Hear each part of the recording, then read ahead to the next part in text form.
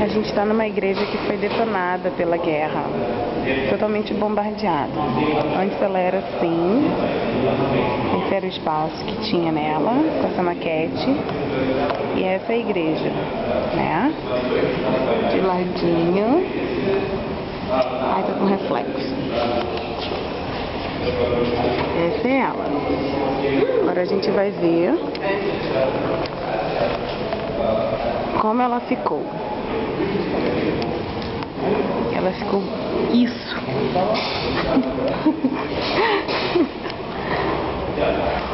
Sobrou só isso da igreja. Acabou. Era uma vez a igreja. Normal. Mas as árvores persistiram.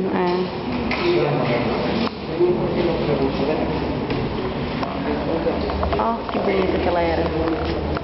Não essa mulher que entrou na minha frente, mas a igreja.